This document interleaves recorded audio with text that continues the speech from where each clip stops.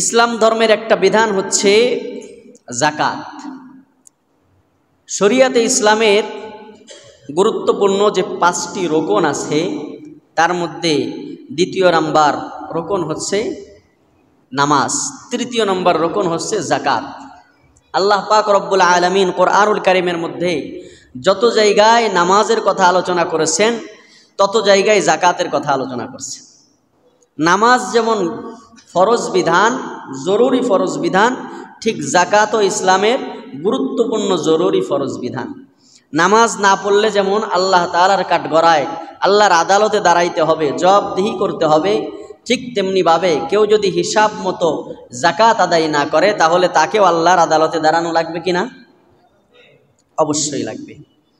যাকাতকে ছোট করে দেখার কোনো বিষয় নয়। যাকাত এটা আদায়যোগ্য সম্পদ। আমরা মনে করি যে গরিবের উপরে আমরা ইহসান করি, প্রতি বছর আমার সম্পদ থেকে কিছু যাকাতের টাকা দিয়ে কিছু শাড়ি দিলাম, কিছু লুঙ্গি দিলাম, এরপরে কিছু টাকা পয়সা দিলাম গরিবকে। আমরা মনে করি এটা মনে হয় আমরা গরিবের উপরে ইহসান করতেছি, গরিবের উপরে দয়া করতেছি, অনুগ্রহ করতেছি। আসলে কি তাই? না। আল্লাহ পাক রব্বুল আলামিন নিজেই কোরআনুল কারীমের মধ্যে বলেন, ওয়াফি আমওয়ালিহিম হাক্কুল লিসাইলি ওয়াল মাহরুম। আল্লাহ বলেন ওয়াফি আমওয়ালিহিম হাক্কুল লিসাইলি ওয়াল মাহরুম। এই বান্দারা, এই ধনী বান্দারা, তোমরা শুনে রাখো, ওয়াফি আমওয়ালিহিম তাদের মালের মধ্যে হাক্কুন অধিকার রয়েছে, লিসাইলি ওয়াল মাহরুম যারা সুবিধা বঞ্চিত আছে তাদের। আল্লাহ বললেন যে ধনীদের মালের মধ্যে সুবিধা বঞ্চিত যারা, গরিব মিসকিন যারা, তাদের অধিকার আছে। তাদের কি আছে ভাই? আলোচনা বুঝছেন? তাদের কি আছে? অধিকার আছে। আচ্ছা, সম্পদ যদি আমার হয় তাহলে না অধিকার আছে? সম্পদ যদি আমার না হয় তাহলে ওই সম্পদে অধিকার খাটানো যায়? আরে ভাই বুঝেন নাই, সম্পদ যদি আমার না হয় ওই সম্পদে অধিকার খাটানো যায়? বাবা মারা গেছে, বাবা মারা যাওয়ার পরে তার 3 সন্তান, 2 ছেলে 1 মেয়ে। এখন 2 ছেলে তারা বোনের সম্পত্তি দিচ্ছে না। এখন মেয়ে সন্তান যে তার অধিকার বলে সে আদালতে মামলা করতে পারবে কিনা? কেন পারবে? কারণ বাপের সম্পত্তির মধ্যে তার কি আছে ভাই?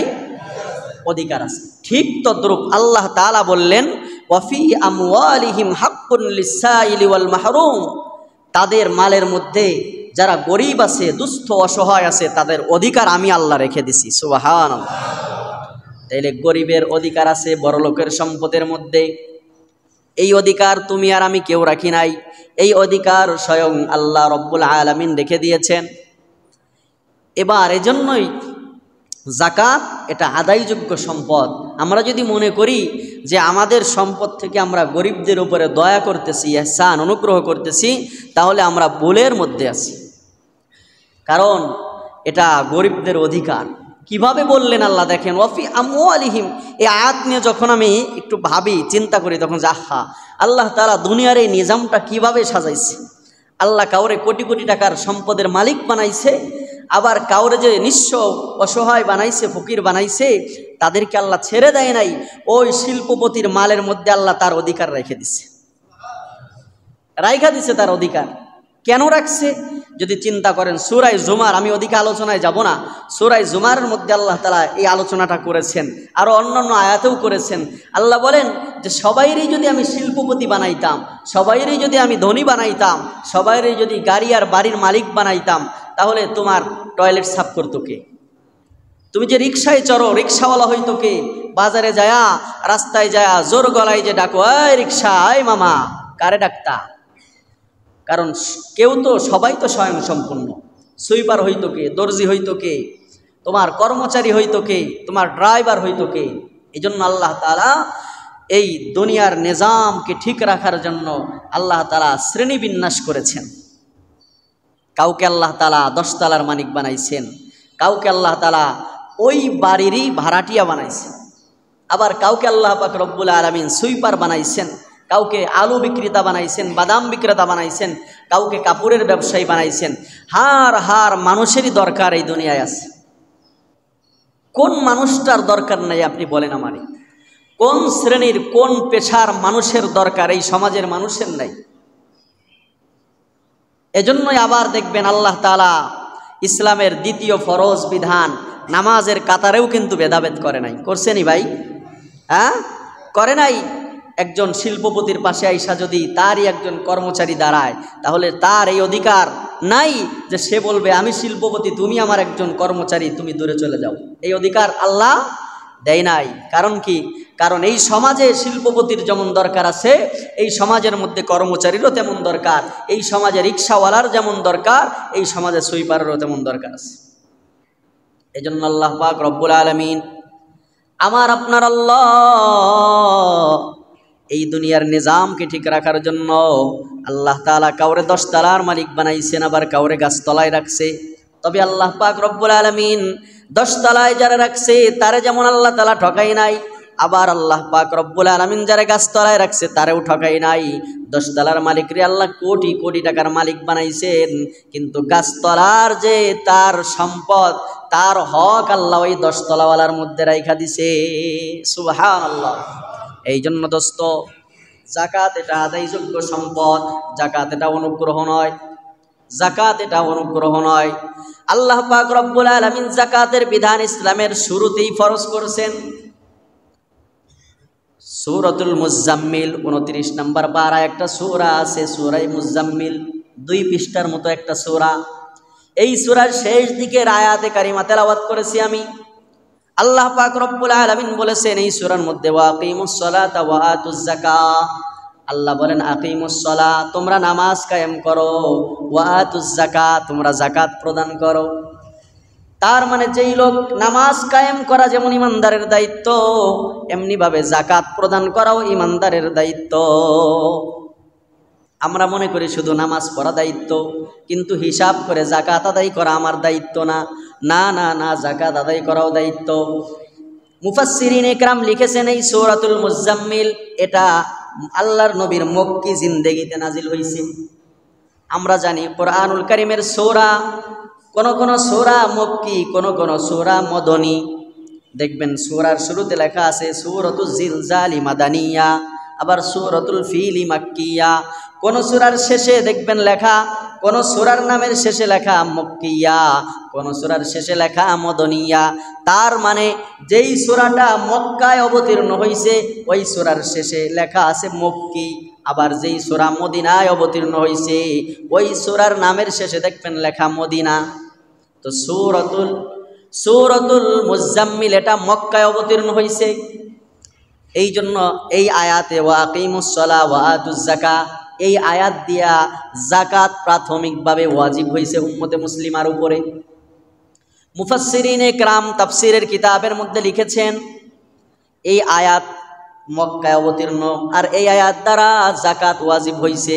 তবে যাকাতের যে স্পষ্ট হিসাব নিকাশ এইগুলা তখন ওয়াজিব হয় নাই। মক্কি জিন্দেগিতে শুধুমাত্র যাকাতের বিধানটা ওয়াজিব হয়েছে। যাকাত যে ফরজ, নেশাব পরিমাণ মালের মালিক হইলে, এইটা শুধুমাত্র আল্লাহ ঘোষণা করে দিছে। এই ঘোষণা শুইনা সাহাবায়ে কেরামের আমল কেমন ছিল দেখেন।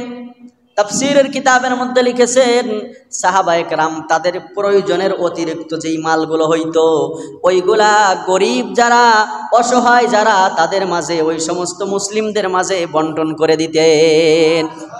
আমি বানায় বলি না দোস্ত, বরাত মসজিদের খতিব বানায় বলে না। আপনার যদি বিশ্বাস না হয় তাফসীরে মাআরিফুল কোরআন খোলেন, তাফসীরে মাআরিফুল কোরআন খুইলা এর উপরে সূরাতুত তাওবা 60 নম্বর আয়াতের অর্থটা একটু পড়েন, পড়ার পরে নিচে একটু ব্যাখ্যায় যান, দেখবেন সব আপনি পেয়ে যাবেন।